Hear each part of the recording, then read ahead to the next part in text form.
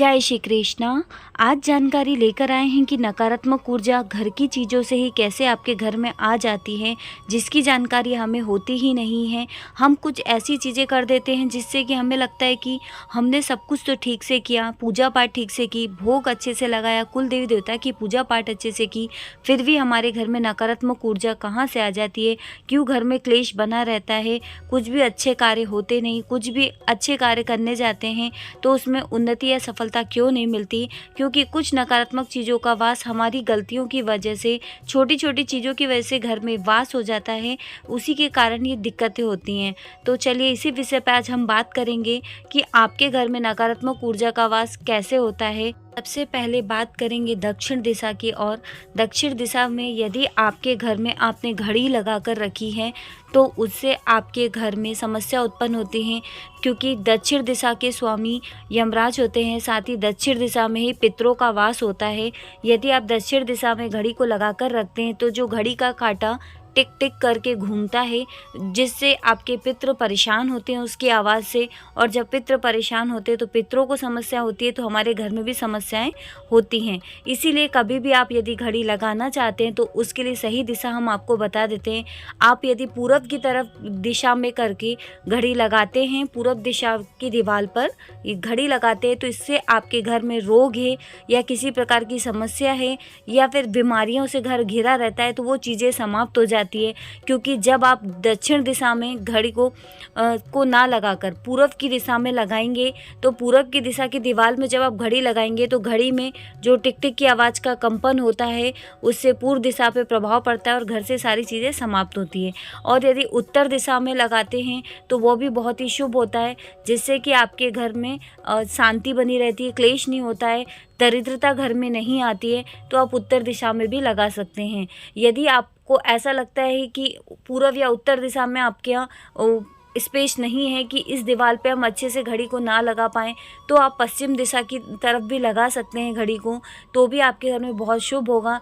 यदि आपने उत्तर की दिशा में लगाया तो ठीक है, पूरब में लगाया तो भी ठीक है, और पश्चिम में लगाते हैं तो भी ठीक है, अन्यथा आप दक्षिण दिशा में घड़ी को ना लगाएं।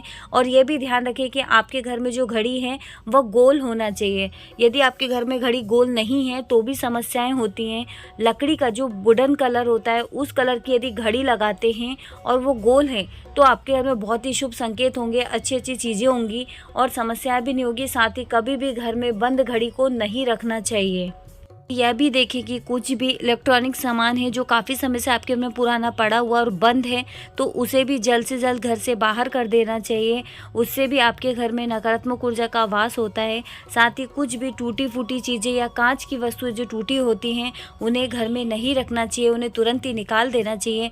साथ ही आपके घर के मंदिर में यदि आपके भगवान की जो मूर्तियाँ हैं या फ़ोटोज़ हैं जिसमें कांच लगे हुए, यदि वो कांच तिड़क जाता है, हल्का सा भी टूट जाता है, तो उसे या तो कांच को निकाल के दोबारा फ्रेम करवा लीजिए, अन्यथा उस फोटो को खंडित हो चुकी है वो, तो उसे ठंडा कर दीजिएगा, ठीक है, उसका विसर्जन कर दीजिए, तो बहुत अच्छा होता है। उससे भी नकारात्मक ऊर्जा आपके घर में प्रवेश नहीं करती है। तो इन छोटी छोटी चीज़ों का हम ध्यान नहीं रखते हैं तो दिक्कतें आती हैं। साथ में यदि आपके घर में ऐसे बर्तन हैं जो तिड़क गए हैं या टूटी फूटी अवस्था में या आड़ी टेढ़ी अवस्था में, उन बर्तनों को भी घर से निकाल देना चाहिए, क्योंकि ऐसे बर्तन होने से भी घर में नकारात्मक ऊर्जा का वास होता है। तो इन चीज़ों का थोड़ा सा ध्यान रखना होता है। साथ ही यदि आपके घर में दरिद्रता देवी वास कर देती है, दरिद्रता ग्रह दशा यदि परिवार के किसी सदस्य को हो जाती है तो उसके लक्षण भी हम आपको बता देते हैं, जिससे कि वह उन्नति नहीं कर पाते। साथ ही मैं आपको यह भी बताऊंगी कि इसका उपाय क्या है, जो उस उपाय को करने से आपके जीवन में आपको उस चीज़ से मुक्ति मिलेगी। ऐसे व्यक्तियों के मुख से एक अजीब सी स्मेल आती है, गंदी सी, साथ ही उनके पसीने की भी बहुत ज़्यादा स्मेल आती है। आप यदि वो व्यक्ति तुरंत ही नहाया हुआ है फिर भी कुछ समय बाद ही उसके शरीर से स्मेल आना शुरू हो जाती है। दरिद्रता ग्रह दशा के संकेत होते हैं। साथ ही यदि आपके घर में किसी को पितृदोष होता है, तो यदि आप जानना चाहते हैं कि हमारे परिवार में किसी पे पितृदोष है या नहीं, तो वह व्यक्ति बैठे बैठे लेटे हुए कैसी भी कंडीशन में है तो वो अपने पैरों को हिलाते रहते हैं। तो ये लक्षण होते हैं, जो पितृ रहते हैं वो उनके पैरों को हिलाते रहते हैं, उनके ग्रह दशा बिगड़ती रहती है। तो इस तरीके से वो समझ सकते हैं कि जिन पे ग्रह दशा या फिर पितृ दोष रहता है तो वो उनके पैर हिलाते रहते हैं। तो ये लक्षण से भी आप समझ सकते हैं यदि परिवार के किसी व्यक्ति पे ऐसी समस्या होती है तो वो अत्यधिक चिड़चिड़ा स्वभाव के हो जाते हैं, माता पिता की बिल्कुल बात नहीं सुनते हैं। यदि उनसे कोई कुछ भी कहता है या तो पढ़ने की कहते हैं या फिर कुछ कहते हैं कि ये कार्य कर लो या ऐसा कर लो, ये उचित नहीं, ये गलत है, तो वो व्यक्ति किसी की बात नहीं सुनते हैं।